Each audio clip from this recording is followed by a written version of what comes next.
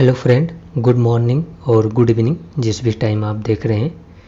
तो हमने 2024 का सीडीएस का एग्ज़ाम देखा और उसमें बहुत सारे क्वेश्चन आपको ऐसे दिखे होंगे जो हमारे यूपीएससी सीएससी के लिए बहुत इम्पॉर्टेंट हैं या फिर वो रिपीट हो सकते हैं। तो उसी को माइंड में रखते हुए ये सीडीएस 2023 का एग्ज़ाम है, तो हम उसको आज सॉल्व करेंगे। तो मेरी एक रिक्वेस्ट है आपसे कि या तो आप ये पेपर ओपन करके बैठिए, तो जिससे जो भी मैं एक्स्ट्रा डिटेल आपको बताऊंगा जो हमारी सीएससी के लिए इम्पॉर्टेंट वो आप नोट करते चलेंगे, और या फिर आप बिल्कुल कंसंट्रेशन बनाए रखिए। मैं इसका जो रिटन पीडीएफ होगा मैं आपको टेलीग्राम पे अपने शेयर कर दूंगा, जिसका लिंक आपको मिल जाएगा। ठीक है, तो चलिए स्टार्ट करते हैं हम। तो फिर हम इंग्लिश में क्वेश्चन पढ़ेंगे, हिंदी वाले आप समझ जाएंगे क्योंकि डिस्कस हम हिंदी में ही करेंगे। तो ये 16-15 तक हमारे कोई भी क्वेश्चन हमारे यूपीएससी के लिए इम्पोर्टेंट नहीं है। तो हम ये 15 नंबर का क्वेश्चन देखिए, ये हमारे सीएससी के लिए बहुत ज़्यादा इम्पोर्टेंट हो सकता है। इसमें इन्होंने पूछा है, consider the following clues about a state of India. इन्होंने डिस्क्रिप्शन दिया है और फिर पूछा है ये किस स्टेट का डिस्क्रिप्शन है। ये हमारा सीएससी भी ऐसे कॉन्सेप्ट पे जाता है। तो फर्स्ट स्टेटमेंट ये बोल रहे हैं, it is known as a land of red river and blue hills. It contains 3 of the 6 physiographic division of India, as we know that the Indian physiography is divided in the 6 zone, okay, और 6 division. Third is saying that it covers about 2.39% of total area of the country. So as you can see that it's a really tough question, but if you can notice only one point, that it is saying this land of the Red River. So land of the Red River is called the Brahmaputra. और as we go from the option, तो कर्नाटका बिल्कुल नहीं हो सकता, आंध्र प्रदेश भी नहीं हो सकता क्योंकि ब्रह्मपुत्र आसाम से फ्लो होती है। तो land of the red river call the Brahmaputra.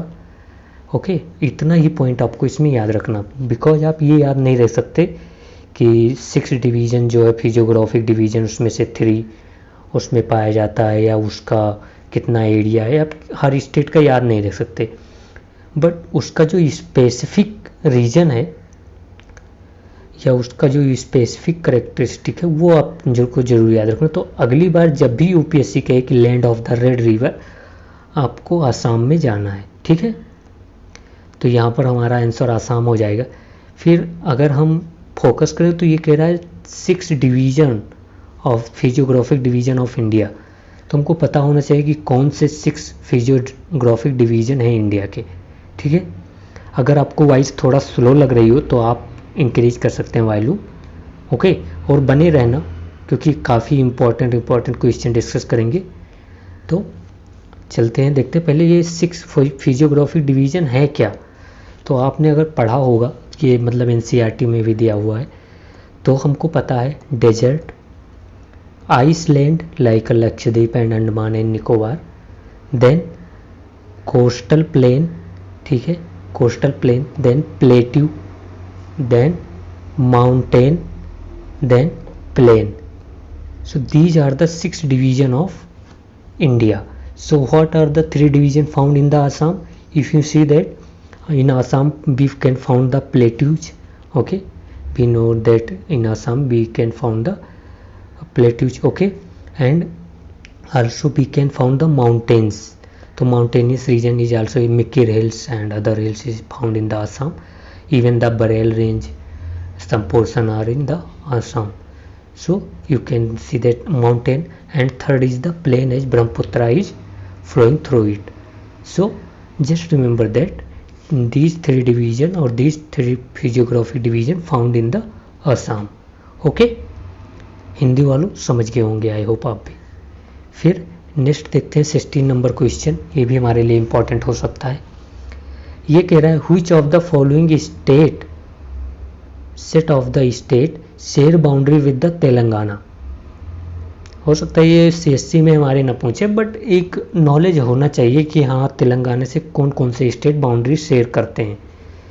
तो अगर आपको पता हो तो इतना तो मुझे पता है कि उड़ीसा तो बाउंड्री नहीं शेयर करता, क्योंकि बीच में हमारा छत्तीसगढ़ आ जाता है ना, छत्तीसगढ़ बीच में आ जाता है, तो उड़ीसा तो बाउंड्री नहीं शेयर कर पाएगा। तो उड़ीसा जहाँ जहाँ पर है वहाँ पर कट कर दीजिए। फिर अगर आप मध्य प्रदेश देखिए तो बीच में महाराष्ट्र आ जाएगा, तो मध्य प्रदेश भी तेलंगाना से बाउंड्री नहीं शेयर कर पाएगा, तो मध्य प्रदेश भी काट दीजिए। तो हमारा कौन सा हो जाएगा, डी करेक्ट। छत्तीसगढ़ शेयर करेगा, आंध्र प्रदेश ऑफकोर्स शेयर करता है, कर्नाटका करेगा ही करेगा, महाराष्ट्र। तो एक मतलब कॉमन वो आप बैठा लीजिए कि हाँ ये होता है, आपको पॉलिटिकल में थोड़ा पता होना चाहिए, ठीक है। ज़्यादा वो इम्पोर्टेंट नहीं, तो उसमें कोई हम वो नहीं करेंगे। फिर 17 नंबर क्वेश्चन देखिए, ये क्वेश्चन अच्छा क्वेश्चन है काफ़ी। ये कह रहा है कि Rani told her friend that last year she did, 1 minute इसको जूम करते हैं थोड़ा, यस नाउ फोकस। ये कह रहा है Rani told her friend that last year she did boating in 4 different lakes, namely Loktak lake, Barapani, Kolleru and Pulicat. Which of the following state did she visit? कितना अच्छे से फ्रेम किया, ऐसा क्वेश्चन केवल यूपीएससी ही फ्रेम कर सकता है, ठीक है। सॉरी। तो हमको पता है लोकटक कहाँ पर है, हमारे मणिपुर में, बहुत फेमस है ये, ठीक है। हमारे ये मॉन्ट्रियक्स रिकॉर्ड में भी है, रामसर साइट भी है। फिर अगर हम बारापानी की बात करें तो ये हमारा पड़ जाता है मेघालय में, ये यूपीएससी ने भी हमारे पूछा है, ठीक है। कोलेरू लेक यूपीएससी 2024 का अगर पेपर आपको पता है उसमें पूछा है, 2017 में भी कोलेरू लेक पर यूपीएससी ने क्वेश्चन पूछा है। तो कोलेरू लेक हमारा कहाँ पर है, ये आप याद रखना, कंप्लीटली आंध्रा में है, आंध्र प्रदेश में। It is a fresh water, okay, it is a fresh water lake, it is in Andhra Pradesh. और मोस्ट इम्पॉर्टेंट याद रखना कि it is between the Krishna and Godavari. UPSC generally यही कहता है कि ये गोदावरी इससे पास होती है या फिर कृष्णा इससे पास होती है। तो आपको ये याद रखना कि कोलेरू लेक पहली बात फ्रेश वाटर है, नेचुरल लेक है, फिर ये between the Krishna and Godavari है।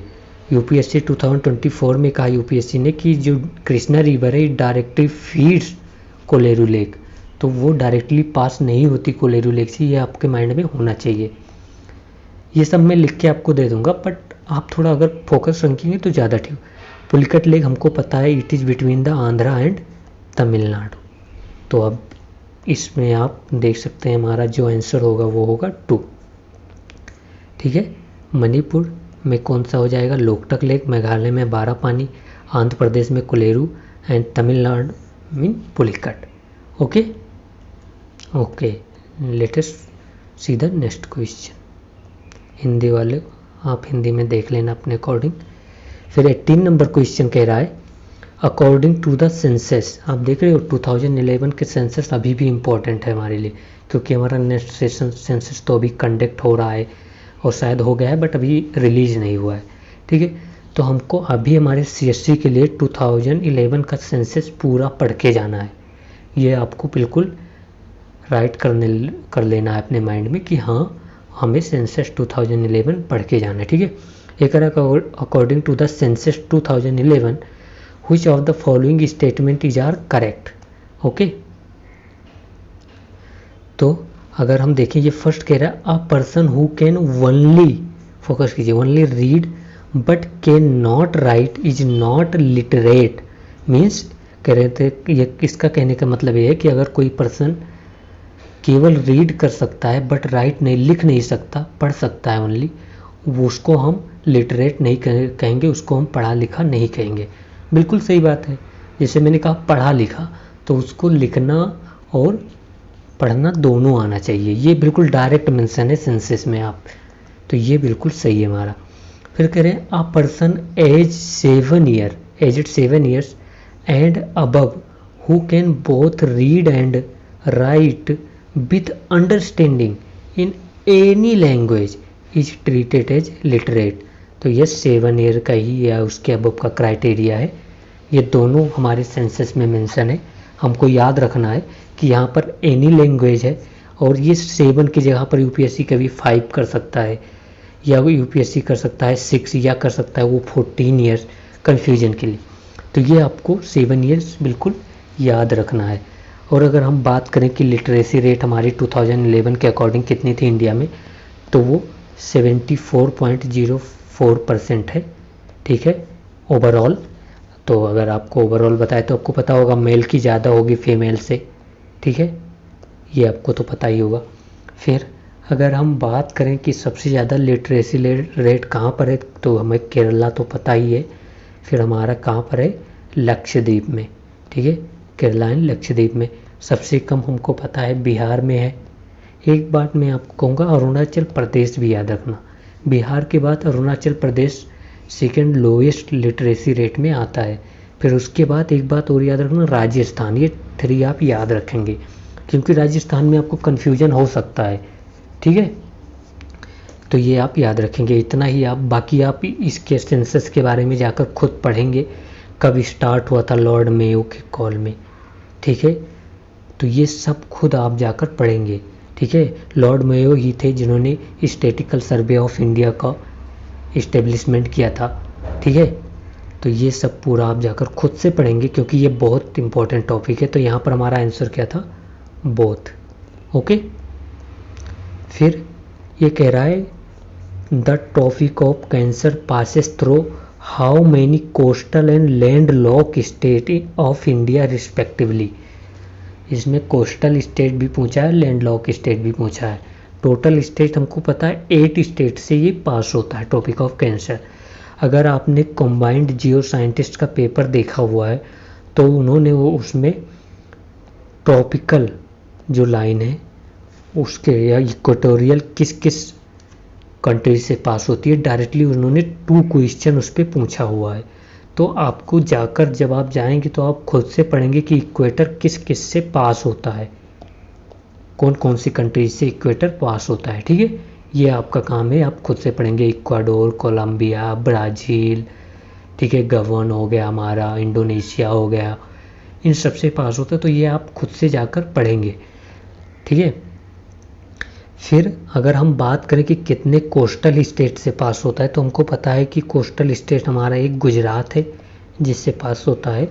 एक दूसरा जो है हमारा वो वेस्ट बंगाल है। त्रिपुरा मत लगा देना, त्रिपुरा 3 साइड से हमारे बांग्लादेश से कवर है, तो त्रिपुरा का कोस्टल स्टेट नहीं है। ठीक है तो ये आप याद रखेंगे कि गुजरात एंड वेस्ट बंगाल जो है वो कोस्टल स्टेट है। ओनली 2 कोस्टल स्टेट जिससे हमारा टॉपिक ऑफ कैंसर पास होता है।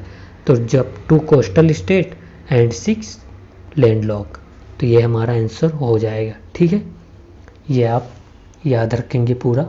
ठीक है अगर हम कोस्टल स्टेट की बात करें तो सबसे ज़्यादा कोस्टल लाइन हमको पता है कहाँ पर है, किसकी, हमारी गुजरात की है। फिर किसकी है, आंध्र प्रदेश की है। ठीक है ऐसे आपको पता होना चाहिए। बाकी आप पूरा किस किस से स्टेट से पास होता है तो हमको पता है, गुजरात से पास होता है, राजस्थान से पास होता है, मध्य प्रदेश से पास होता है, छत्तीसगढ़ से पास होता है, झारखंड से पास होता है, वेस्ट बंगाल से पास होता है, देन त्रिपुरा से पास होता है एंड मिजोरम से होता है। ये याद रखना, त्रिपुरा एंड मिजोरम से। ठीक है तो इन सब से हमारा टॉपिक ऑफ कैंसर पास होता है। आप जाएंगे मैप में देखेंगे कि कौन कौन सी सिटीज़ जो हैं वो टॉपिक ऑफ कैंसर पे हैं इंडिया में। ठीक है ओके अब 20 नंबर क्वेश्चन देखिए। ये कह रहा है which one of the following situation can lead to inflation. ये हमको पता है हमारे सीएससी का भी इम्पोर्टेंट टॉपिक है। तो इसमें फर्स्ट कह रहा है rapid growth of aggregate demand outweighing supply. Of course अगर डिमांड जो है वो बहुत ज़्यादा हो जाए सप्लाई से तो इन्फ्लेशन हो जाएगा। तो यही हमारा इसमें करेक्ट है। देखते हैं और 3 इनकरेक्ट क्यों है। स्लगिश ग्रोथ कह रहा है, मतलब स्लो ग्रोथ हो रहे एग्रीगेट डिमांड की, तो इससे इन्फ्लेशन क्यों होगा। इससे तो डिफ्लेशन हो सकता है बट इन्फ्लेशन नहीं हो सकता। फिर है reduction in the money supply, same thing इससे केवल डिफ्लेशन आ सकता है, मनी सप्लाई होगा। मनी सप्लाई अगर कम है, मैंने इको 450 में आपको बताया है, नहीं देखा है तो जाकर देखिए, बहुत इंपॉर्टेंट है। मैंने बताया था कि जब मनी सप्लाई कम होगा तो लोग डिमांड जो होगा वो कम करेंगे, क्योंकि लोगों के पास पैसा ही नहीं होगा तो डिमांड क्यों करेंगे। तो जब डिमांड कम करेंगे तो जो प्राइस है वो या तो सेम रहेगा या तो डिक्रीज हो जाएगा, ठीक है। तो ये भी नहीं होगा, ये भी नहीं। फिर ये कह रहा है higher level of unemployment, same unemployment ज़्यादा होगा तो मनी सप्लाई कम हो जाएगा, मार्केट में लोगों के पास पैसा कम हो जाएगा तो डिमांड कम करेंगे। तो ये भी नहीं होगा, ओनली वो, ये इज करेक्ट। ओके, 21 देखते हैं। ये कह रहा है which of the following policy help to raise interest rate unambiguously and thereby lead to appreciation of currency. ये कह रहे हैं कि अगर मतलब किस कंडीशन में जो इंटरेस्ट रेट है वो हाइक होगा, मतलब ज़्यादा हो जाएगा। ज़्यादा होने का मतलब 8% से 9% हो गया interest rate on the loan, आप कह सकते हैं, ठीक है। तो 8 to 9% हो गया, मतलब हाई हो जाएगा। किस कंडीशन में, तो जिससे कि जो अप्रिसिएशन हो जाए करेंसी। अप्रिसिएशन मतलब $1 जो 70 का था वो 60 का हो जाए, ये अप्रिसिएशन हो गया करेंसी का, ठीक है। तो किस कंडीशन में होगा, इंटरेस्ट रेट हमको पता है, 1 मिनट, हमको पता है, देखते हैं पहले हम ऑप्शन देखते हैं फिर हम बताएंगे। ये कह रहा है कि फर्स्ट कह रहा है expansionary physical policy. Expansionary physical policy मतलब जो हमारा FDI है, FPI है, उसका इनफ्लो इंडिया में कम्प्लीटली हो रहा है विदाउट रिस्ट्रिक्शन, या गवर्नमेंट ऐसी पॉलिसी ला रही है जिससे FDI एंड FPI को ज़्यादा इजीली पेनेट्रेट कर पाएँ इंडियन मार्केट में। तो ये तो सही है। फिर कह रहे हैं कि monetary policy, expansionary monetary policy होगा तो मनी सप्लाई मार्केट में ज़्यादा हो जाएगा, और ज़्यादा मॉनेटरी मतलब मनी सप्लाई होगा तो हमारा जो रुपी होगा वो डिप्रिसिएट कर जाएगी, ना कि एप्रिसिएट। तो इसीलिए हमारा फर्स्ट जो होगा इनकरेक्ट होगा। ये आपको पता होना चाहिए कि इनकरेक्ट क्यों होगा, इसलिए मैं बता रहा हूँ कि UPSC से डायरेक्ट ये ऑप्शन दे सकता है आपको, ठीक है। फिर सेकेंड कह रहा है कि कॉन्ट्रैक्शनरी फिजिकल पॉलिसी। कॉन्ट्रैक्शनरी तो होगी नहीं, अगर कॉन्ट्रैक्शनरी फिजिकल पॉलिसी होगी तो inflow of capital would be less, FDI FPI would be less. तो इससे हमारा मनी ज़्यादा डिप्रिशिएट करेगा, रुपी डिप्रिशिएट होगा, तो ये भी नहीं होगा। फिर कह रहा है कॉन्ट्रैक्शनरी नहीं होगा, फिजिकल पॉलिसी तो एक्सपेंशनरी ही होगी, ठीक है। डी में क्या कह रहा है कि contractionary monetary policy and expansionary physical policy. बिल्कुल, अगर कॉन्ट्रैक्शनरी मॉनेटरी पॉलिसी होगी तो मनी सप्लाई जो होगा वो कम हो जाएगा और हमारा रुपी अप्रिशिएट हो जाएगा, और एक्सपेंशनरी फिजिकल पॉलिसी होगी तो ज़्यादा FDI FPI का इनफ्लो होगा, या जिससे हमारा मनी जो है वो अप्रिशिएट हो जाएगा, ठीक है। तो ये डी हमारा करेक्ट है। मैं लेमन टर्म में आपको बता रहा हूँ जिससे आपको डायरेक्टली हिट करे कॉन्सेप्ट। फिर 22 देखिए, अगर आपको लग रहा है मैं स्लो पढ़ा रहा हूँ तो आप क्या कीजिएगा, आप वहाँ से आप इंक्रीज कर सकते हैं, ठीक है। तो 22 कह रहा है the contraction of private investment. Contraction मतलब लेस, और decrease in the private investment आप कह सकते हैं, हिंदी मीडियम फोकस। तो कह रहे हैं कि contraction of private investment spending मतलब due to deficit spending by the government is called. बहुत बार ये UPSC CSC में भी पूछा हुआ है।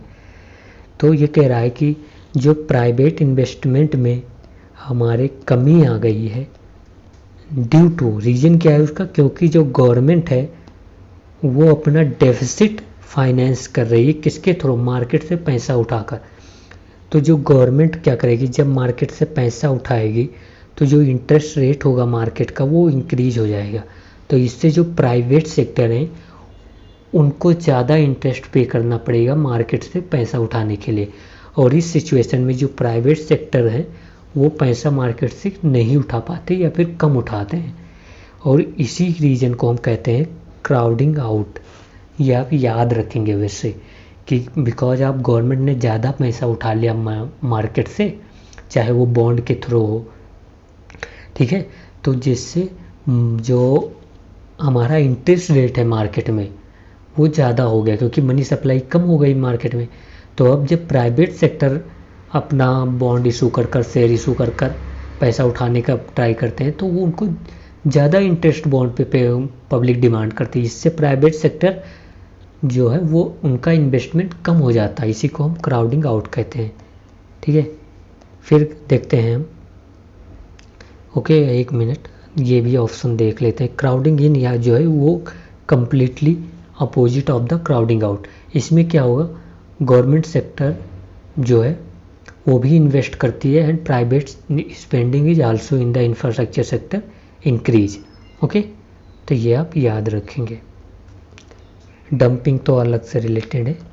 फिर देखिए 23 कह रहा है which among the following is are the objectives of the NITI Aayog. पूछ सकता है हमारा यूपीएससी सीएससी भी। ये फर्स्ट कह रहा है इम्पोजिंग, फोकस कीजिएगा टर्म पे, कह रहा है imposing policy on the state and union territory. Impose करने की बात करा, फैसिलिटेट नहीं करने की बात करा है। यहाँ पर कह रहा है कि यूनियन टेरिटरी पर इम्पोज करेगा कि हाँ ये तुम पॉलिसी करोगे ही करोगे इम्प्लीमेंट। क्या ऐसा कर सकता है नीति आयोग? बिल्कुल नहीं कर सकता। नीति आयोग किसी भी स्टेट को फोर्स नहीं कर सकता कोई भी पॉलिसी इम्प्लीमेंट करने के लिए। समझ रहे हो? अगर ऐसा होता तो कई पॉलिसी जो सेंट्रल सेक्टर की हैं वो स्टेट में नहीं चल रही हैं, तो आप ऐसे आप ऐसे सोच सकते हैं। तो first would be incorrect. Second कह रहे हैं allocation of funds at national and state level. अगर ये आप करेंगे कि जो एलोकेशन ऑफ फंड है नेशनल एंड स्टेट लेवल, वो तो हमारे फाइनेंस कमीशन का जो वर्क है वो है, तो इसमें नीति आयोग अपना टांग नहीं अड़ा सकता। तो ये भी इनकरेक्ट है। बट आप एक बात याद रखें, जो हमारा प्लानिंग कमीशन था वो कर सकता था कुछ फंड अलोकेट स्टेट को। ठीक है, तो ये नहीं कर सकता नीति आयोग। तो ये दोनों इनकरेक्ट है। फिर थर्ड कह रहा है design strategy and long term policies and the program frameworks. ये सब कोर्स जो स्ट्रेटजी है, लॉन्ग टर्म पॉलिसीज है, वो डिज़ाइन कर सकता है। नीति आयोग डिफरेंट टाइप पर डिफरेंट स्ट्रेटजी लेकर आता है कि हमको पावर्टी इतना डिक्रीज करना है 10 ईयर्स 15 ईयर्स में, हमको इतने ईयर्स में डेवलप हो जाना है। तो ये सब कर सकता है। थर्ड इज करेक्ट, ये दोनों इनकरेक्ट है। ठीक है, तो यहाँ पर हमारा थर्ड ही करेक्ट होगा। अगर हम नीति आयोग की बात करें तो हमको पता है नीति आयोग फॉर्म कब हुआ था, 1 जनवरी 2015 में। ठीक है, ये आप याद रखेंगे। It replace the planning commission. इसके जो चेयरमैन होते हैं वो हमारे प्राइम मिनिस्टर जी होते हैं। वाइस प्रेसिडेंट जो होता है वो अपॉइंट किया जाता है प्राइम मिनिस्टर के द्वारा। याद रखेंगे आप इसको भी। ठीक है, गवर्निंग काउंसिल जो होती है नीति आयोग की, याद रखेंगे, उसमें CM of all state plus जो lieutenant governor of union territory होते हैं। ठीक है, और जो गवर्निंग काउंसिल होगी उसको भी जो चेयर किया जाएगा वो कौन चेयर करेंगे? हमारे पीएम। ठीक है, ये आप कंप्लीटली याद रखेंगे। फिर एक बार यूपीएससी ने पूछा था रीजनल काउंसिल के बारे में, इसीलिए मैंने कहा था पेन लेकर बैठिएगा। रीजनल काउंसिल की बात करें तो इसमें कौन कौन से होंगे? जो ये फॉर्म क्यों होते हैं पहले ये समझिए। ये स्पेसिफिक जो प्रॉब्लम है किसी रीजन को एड्रेस करने के लिए फॉर्म होंगे। And it include the CM of that state plus governor and the PM हो सकते हैं, या either the invitees of the PM, या पीएम किसी को भी कह सकते हैं अपॉइंट कर सकता है। तो चेयर किया जाएगा पीएम के द्वारा। सीएम एंड गवर्नर उसके पार्ट होंगे रीजनल काउंसिल में। ठीक है, फिर इसमें कुछ आप जस्ट याद रखें, इसमें कुछ एडहॉक मेंबर होते हैं, कुछ इसमें एक्स ऑफिशियो मेंबर होते हैं। सीओ जो होगा इसका नीति आयोग का, याद रखेंगे, अपॉइंट किया जाता है प्राइम मिनिस्टर के द्वारा।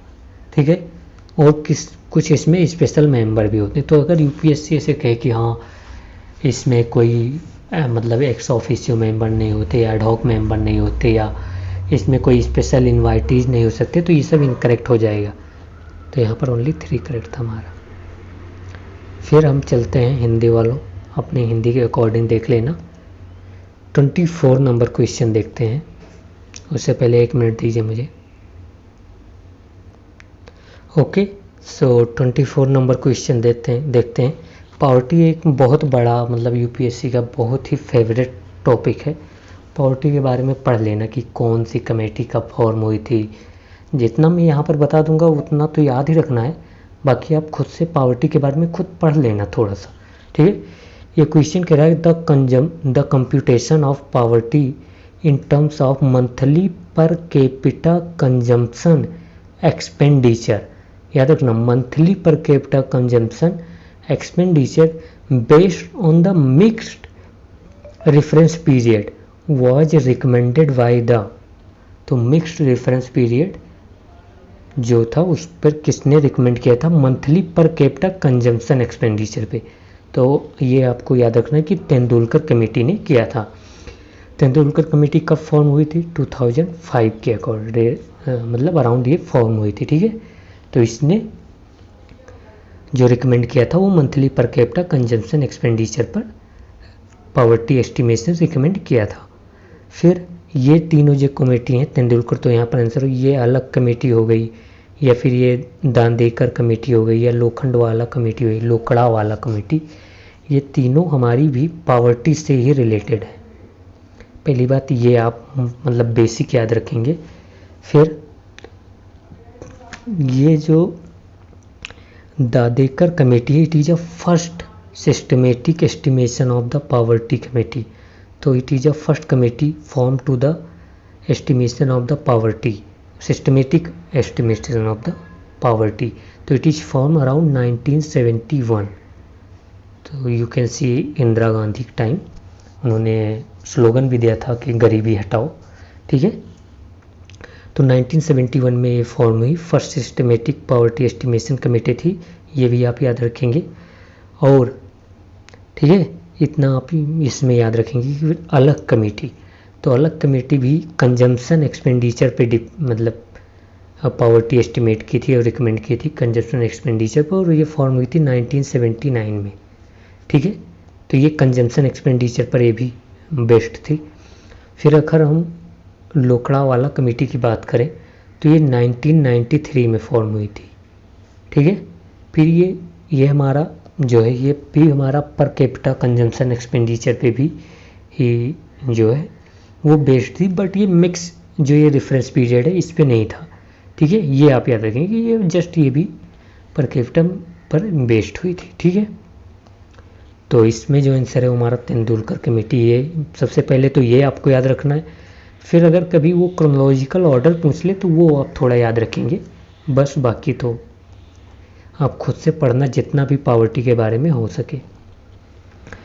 ये क्वेश्चन कह रहा है कि which of the following is are the sub mission और missions of the national skill development mission. अगर नेशनल स्किल डेवलपमेंट मिशन की बात करें तो ये 2015 में लॉन्च हुआ था, वी नो दैट। एंड अब हम ऑप्शन देखते हैं। ये कह रहा है कि institutional training, of course national skill development की बात है तो इंस्टीट्यूशनल ट्रेनिंग तो देंगे ही देंगे। फिर कह रहे हैं overseas employment, yes it is also true, institutional training देंगे तो ओवरसीज एम्प्लॉयमेंट की जो अपॉर्चुनिटी है वो तो इंक्रीज हो ही जाएगी। फिर leveraging the public infrastructure, of course public infrastructure को यूज करना है, ठीक है। तो ये तीनों बहुत ही बेसिक पॉइंट है, इसमें ज़्यादा दिमाग नहीं लगाना है। तो 1, 2 एंड 3 और सब mission under this national skill development mission, okay. और इसके अंडर एक और भी हमारा है पीएम कौशल विकास योजना, इसका ही पार्ट है, हमारे नेशनल स्किल डेवलपमेंट मिशन का ही पार्ट है पीएम कौशल विकास योजना, ये भी आप याद रखेंगे, ठीक है। तो 1, 2 and 3 would be correct. Next देखते हैं अब हम, आप खुद नेशनल स्किल डेवलपमेंट मिशन के बारे में बाकी पढ़ लेना। हमको पता है कि 26 नंबर देखते हैं फिर मैं बताता हूँ आपको। 26 कह रहा है which of the following strategies are adopted for the implementing the Poshan Abhiyaan. पोषण अभियान भी काफ़ी इंपॉर्टेंट है, तो पहले आप ईयर याद रखेंगे, पोषण अभियान launch in the 2018, okay. UPSC year भी पूछता है जो इम्पोर्टेंट स्कीम है, ये याद रखिएगा आप। तो 2018 में लॉन्च हुई। फिर हम ऑप्शन देखते हैं इसमें, ये कह रहा है कि स्ट्रेटजी की बात कर रहा है कि कौन सी स्ट्रेटजी हम अडॉप्ट करेंगे इम्प्लीमेंट करने की पोषण अभियान की। इसमें कह रहा है inter sectoral convergence for better service delivery. Of course मतलब अगर inter sectoral inter ministerial convergence तो करेंगे हम, हमारा मेन एम ये है कि हम सारी स्कीम को इम्प्लीमेंट करने में जो मिनिस्ट्रियल गैप है उसको फिलफिल करें, तो ये हमारा करेक्ट है। फिर करें use of technology for real time growth monitoring of women and children. Of course ये भी सही है, टेक्नोलॉजी का यूज करना है, मॉनिटर करना है, इम्प्लीमेंट करना है एज ए टेक्नोलॉजिकल बेसिस, जिससे रियल टाइम जो क्या इम्प्लीमेंट है, क्या उसमें ग्रोथ हुआ है, इसका पता चले। तो दोनों इसमें बहुत ही पॉजिटिव पॉइंट है, ठीक है। और हम बात करें पोषण अभियान की, तो इसमें आंगनवाड़ी जो वर्कर्स हैं उनके बारे में, उनका जो वर्क है वो है कि वो आईटी बेस्ड मतलब टेक्नोलॉजी का यूज करें टू कम्युनिटी लेवल पर, मतलब कम्युनिटी लेवल पर पोषण अभियान को इम्प्लीमेंट करने के लिए वो टेक्नोलॉजी का यूज करेंगे। ये आप याद रखेंगे कि पोषण अभियान में लैक्टिंग मदर भी इंक्लूड किया गया है, उनको भी, ठीक है, ये आप पूरा याद रखेंगे, ठीक है। चिल्ड्रन भी हैं एंड एडोलसेंट गर्ल्स भी हैं, ठीक है। तो ये तीनों पॉइंट आप इसमें याद रखेंगे। बाकी पोषण अभियान के बारे में इस तरह पढ़ सकते हैं आप। 27 नंबर क्वेश्चन कह रहा है Which of the following condition is are necessary for the issue of writ of certiorari, मेरे प्रोनाउंसिएशन पे सॉरी, इन इंडिया, ठीक है। तो आप खुद जाकर आप लक्ष्मीकांत से जितने भी हमारे रिट्स होते हैं उनके बारे में पढ़ेंगे, जो 5 और 6 रिट्स जो भी दिए हुए हैं, फिर आप पढ़ेंगे कि किस आर्टिकल के like 32 under article 32 supreme court issue करता है, 226 के अंडर हाई कोर्ट करता है, डिफरेंस क्या है इन दोनों के रिट इशू में ये भी देखेंगे। जैसे कि हमको पता है कि हाई कोर्ट का रिट जो ज्यूरिडिक्शन है वो ज़्यादा ब्रॉड है देन द सुप्रीम कोर्ट, तो ये भी आप देखेंगे, ठीक है। और high court and supreme court का जो रिट है वो एक दूसरे के रिट ज्यूरिडिक्शन को कर्टेल नहीं करता, बट वो सप्लीमेंट्री लेवल पर है, ठीक है। तो ये भी आप पूरा देखेंगे, खुद जाकर ये पढ़ेंगे रिट के बारे में। अभी हम देखते हैं इसके बारे में। करें there should be a tribunal or an officer having legal authority to determine question affecting right of subject of course and having a duty to act judicially. Of course यहाँ पर ट्रिब्यूनल होना चाहिए या फिर एक लीगल अथॉरिटी होनी चाहिए determine करने के लिए। फिर कह रहे हैं सच ट्रिब्यूनल और officer has acted without jurisdiction. Yes, ये अगर ये कह सकते हैं कि ये प्रूव होगा कि उस ट्रिब्यूनल या ऑफिस ने अपने ज्यूरिडिक्शन या एक्सेस ज्यूरिडिक्शन का यूज किया, तभी ये रिट इशू हो सकता है, ठीक है। तो यहाँ पर दोनों सही है हमारा। बाकी आप सारे रिट के जाकर पढ़ेंगे, मैं यहाँ पर आपको बता सकता था, बट आप खुद से पढ़ेंगे तो ज़्यादा ठीक होगा, ठीक है, सॉरी। फिर देखते हैं हम 28 नंबर क्वेश्चन। ये कह रहा है who among the following chief justice of India order the constitution of special bench called social justice bench. तो इसमें सिंपल सा पूछा है सोशल जस्टिस बेंच किसके टाइम पे फॉर्म हुई थी। तो ये आप एक वन लाइनर है, तो वन लाइनर में याद रखेंगे कि जस्टिस एच.एल. दत्तू जो हैं उनके टाइम पे सोशल जस्टिस बेंच फॉर्म हुआ था। अगर first chief justice of India की बात करें तो वो कौन थे, तो ये आप याद रखेंगे फर्स्ट सीजीआई जो थे वो थे हमारे श्री सर या श्री हरिलाल जेकी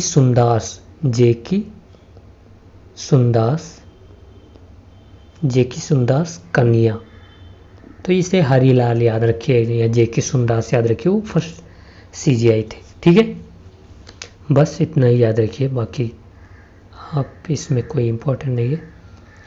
29 नंबर कह रहा है who among the following is the author of the book बंदे जीवन। ये हम अपने स्पेक्ट्रम में पढ़ते हैं। और अगर हम बात करें कि जियो साइंटिस्ट की, तो उसमें भी मॉडर्न बुक के बारे में पूछा है, तो अब मॉडर्न बुक भी आप याद रखेंगे एंशियंट और मिडिवल को लेकर। तो बंदी जीवन की बात करें तो हमको पता है सचिंद्रनाथ सन्याल जी ने इसको राइट किया था। ये हमारे अनुशीलन समिति से जो है ऑर्गेनाइजेशन है, अनुशीलन समिति ऑर्गेनाइजेशन, उससे रिलेटेड थे। ठीक है। अगर हम अरुणा असफ अली की बात करें तो ये क्विट इंडिया मूवमेंट से हैं रिलेटेड।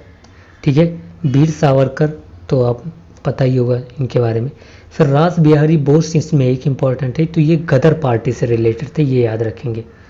रास Behari Bose was related to the Ghadar Party and also from the Indian National, जो INA थे उससे भी रिलेटेड थे। ये जो इंडियन नेशनल आर्मी थी ना, उससे भी रिलेटेड थे। तो सुभाष चंद्र बोस को इन्होंने ही INA सौंपा था, तो ये आप ध्यान से याद रख सकते हैं। फिर हम देखते हैं, अब ये पेपर मतलब ये पेज और देखेंगे, अराउंड 36 तक क्वेश्चन देखेंगे, उसके बाद हम दूसरे वीडियो में सॉल्व करेंगे। ठीक है। ज़्यादा लॉन्ग हो जाएगा तो लोग देखते भी नहीं हैं। फिर 30 नंबर कह रहा है, in the election held in 1937 in which 2 provinces was the Indian National Congress was not able to emerge as the single largest party. तो ओनली 2 प्रोविंस ऐसे थे जिसमें Indian National Congress largest party बन के नहीं आई थी, और उसमें गवर्नमेंट भी, जो 3 प्रोविंस थे उसमें गवर्नमेंट भी इंडियन नेशनल कांग्रेस नहीं फॉर्म कर पाई थी, मेनली 2 प्रोविंस में। तो ये आप याद रखेंगे कि वो 2 प्रोविंस थे हमारे पंजाब एंड सिंध। याद रखिएगा कि नॉर्थ वेस्ट फ्रंटियर नहीं था। ठीक है। हमारा बंगाल नहीं था उसमें, बंगाल में इंडियन नेशनल कांग्रेस लार्जेस्ट, जो अगर बंगाल की बात करें तो उसमें जो लार्जेस्ट पार्टी थी वो भले हमारी क्या थी, मुस्लिम लीग थी, बट जो गवर्नमेंट फॉर्म हुई थी वो हमारे कांग्रेस ने फॉर्म की थी, बिकॉज ये मुस्लिम लीग किसी भी प्रोविंस में गवर्नमेंट नहीं फॉर्म कर पाई थी 1937 के इलेक्शन में। ये आप याद रखेंगे। टोटल कितने थे, तो टोटल 11 प्रोविंस से, जिसमें थे 8 प्रोविंस में इंडियन नेशनल कांग्रेस ने फॉर्म किया था गवर्नमेंट। ठीक है। और 3 प्रोविंस थे जिसमें इंडियन नेशनल कांग्रेस को मेजोरिटी नहीं मिली थी, वो थे बंगाल भी था इसमें। ठीक है। तो ये आप तीनों याद रखेंगे कि पंजाब, सिंध एंड बंगाल थे जिसमें लार्जेस्ट पार्टी जो थी इंडियन नेशनल कांग्रेस नहीं थी, बट बंगाल में भले मुस्लिम लीग लार्जेस्ट पार्टी थी, बट वो गवर्नमेंट नहीं फॉर्म कर पाई थी। गवर्नमेंट जो फॉर्म किया था वो, अगर मैं ज़्यादा क्लियर नहीं हूँ, बट वो फॉर्म किया था हमारे कांग्रेस ने ही। ठीक है। आप क्लियर कीजिएगा इसको, तो ये आप याद रखेंगे। ठीक है। बट ये तो क्लियर है कि जो बंगाल था उसमें हमारी जो मुस्लिम लीग थी वो गवर्नमेंट नहीं फॉर्म कर पाए थे। फिर देखते हैं हम 31 नंबर कह रहे हैं, कंसीडर द फॉलोइंग स्टेटमेंट्स। ये कह रहा है, after forming the Indian national army Subhash Chandra Bose ने क्या किया।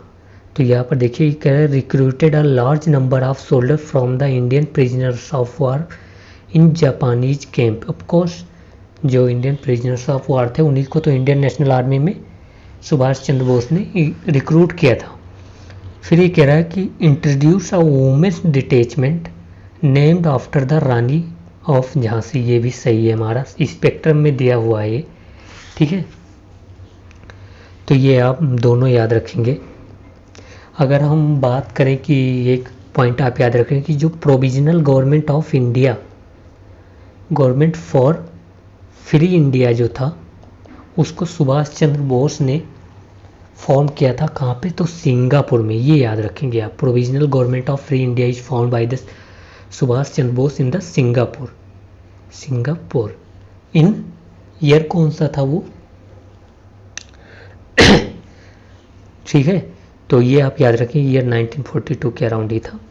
ठीक है। तो ये आप याद रखेंगे। फिर हम बात करें तो इसमें कौन, सुभाष चंद्र बोस के साथ कौन कौन से लोग थे जो provisional government of free India form किए थे, तो याद रखेंगे कि उसमें थे HC चटर्जी, ठीक है, MA अय्यर, तो ये दोनों भी थे उसमें। ठीक है।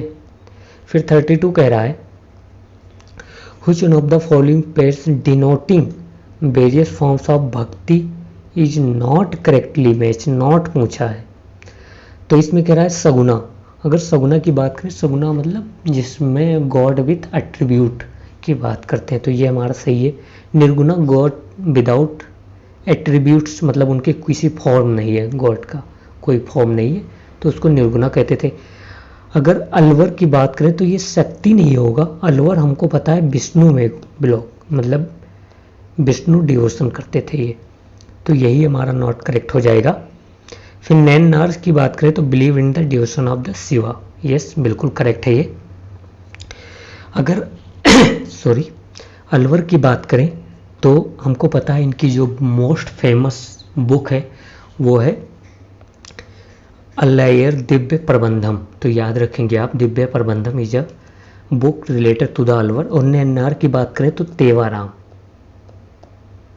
ठीक है, तो अल्लायर Divya Prabandham was related to the Alvars book and Nayanar related to the Shaivas, और नैनार तेवाराम इज द सेवाज, ठीक है। फिर हम देखते हैं 33 नंबर क्वेश्चन। ये कह रहा है which two river flow in the region between Gulbarga and Vijayanagar of Hampi, तो ये आप इसे फैक्चुअल है, पूरा याद रखेंगे कि कृष्णा एंड तुंगभद्रा जो है इसके बिटवीन थी, गुलबर्गा एंड विजयनगर के बीच में।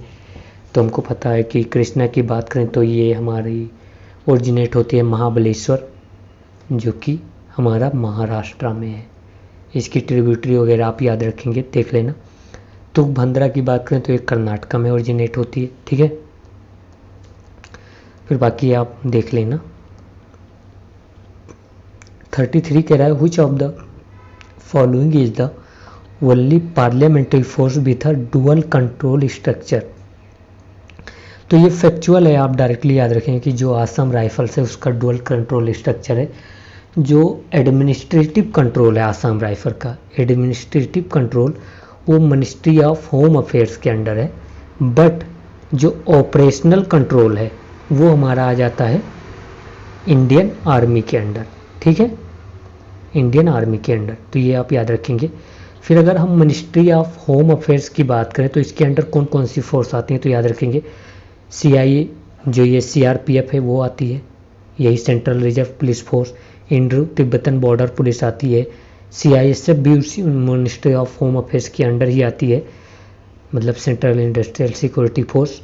और कौन सी आती हैं, और आप याद रखेंगे कि और भी हैं 2-3, वो भी हमारी आती हैं, जैसे कि 1 मिनट, मैं अभी कन्फ्यूजन में, अभी मैं बता दूंगा थोड़ी देर में, बट आप याद रखेंगे कि ये तीनों भी उन्हीं में आते हैं, ठीक है, ओके। नेक्स्ट देखते हैं अब 35 नंबर कह रहा है which one of the following is an ethnic community of Assam, ethnic community of Assam की बात कर रहा है। तो हमको पता है भील तो हमारा इस सेंट्रल इंडिया में, गोंड भी उसी के अराउंड मिल जाता है। आदि याद रखेंगे कि ये अरुणाचल प्रदेश का है ट्राइबल ग्रुप, ठीक है, आदि जी अरुणाचल प्रदेश। अहोम किंगडम अगर आपको याद हो तो आप डायरेक्ट लिंक कर सकते हैं, आसाम से रिलेटेड था।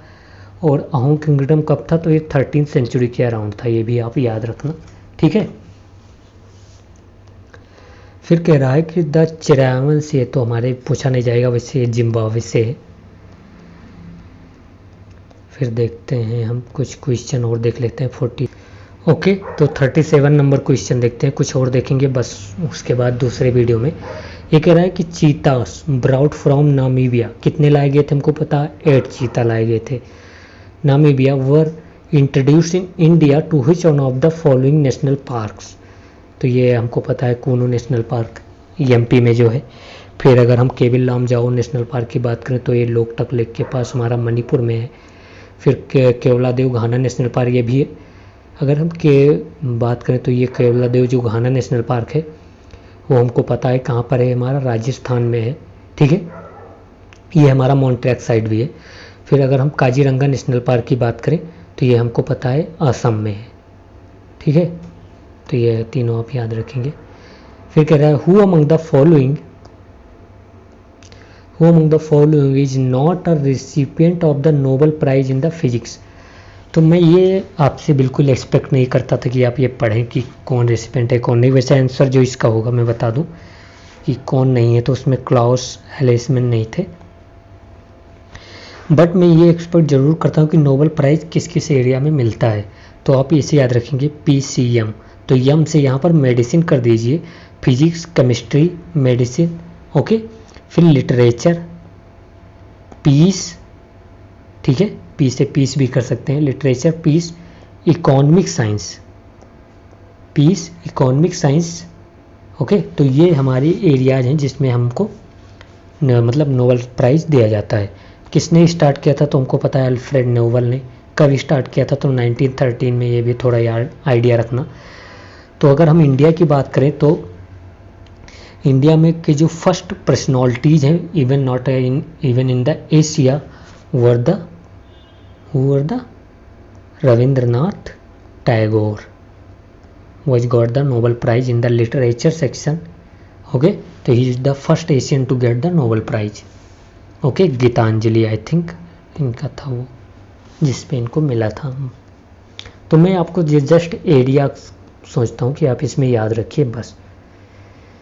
फिर ये क्वेश्चन तो बिल्कुल हमारे लिए इम्पोर्टेंट नहीं है, बाकी आप खुद से देख लीजिएगा, इसमें ये सही है हमारा, ठीक है,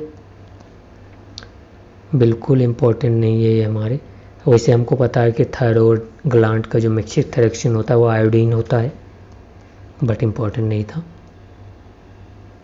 फिर ये थोड़ा मतलब याद रखिएगा कि in plant cell RNA is present in, तो साइटोप्लाज्मा में तो होती है बट ओनली लिखा है तो गलत हो जाएगा। न्यूक्लियक एंड साइटोप्लाज्मा में होते ओनली लिखा है, गलत हो जाएगा, ठीक है।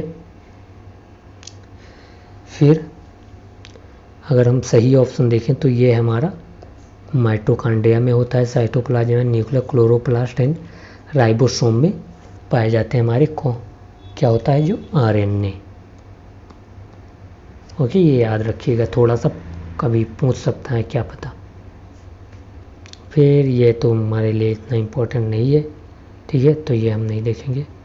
फिर नेक्स्ट देखते हैं, ये याद रखें जाइलम, आप याद रखिए प्लांट टिश्यू होते हैं, इतना ही मैं आपसे एक्सपेक्ट करता हूँ कि याद रखिएगा। और ये plant for a conduction of water upward, जो वाटर जो रूट से जो वाटर लेकर जाते हैं, जो सॉइल से वाटर जो हमारे लीफ तक लेकर जाते हैं वो जाइलम होते हैं।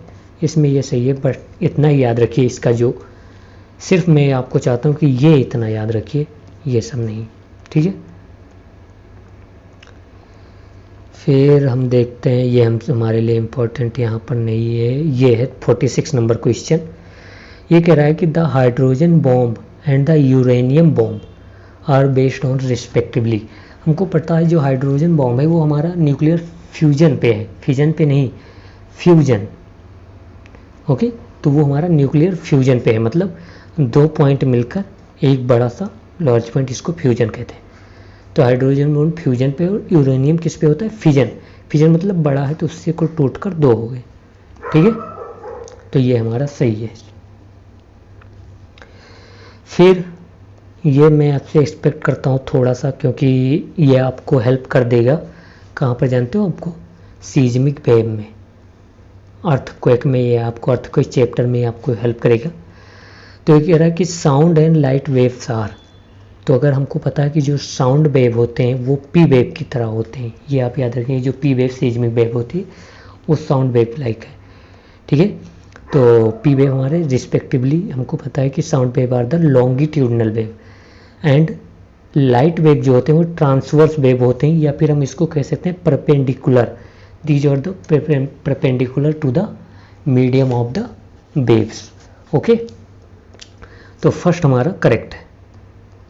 बाकी आप सीज्मिक वेव के बारे में जाकर पढ़ लीजिएगा, क्योंकि 2024 में यूपीएससी ने पूछा था।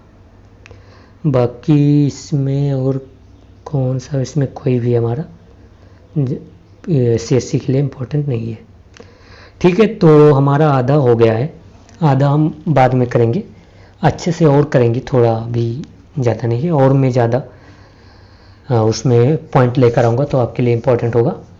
तो ओके, अगर अच्छा लगे तो बताइएगा, तो कंटिन्यू रखेंगे, नहीं तो कोई बात नहीं, स्टॉप कर दिया जाएगा। आपका भी टाइम बचना चाहिए, मेरा भी, okay. Thank you so much, bye.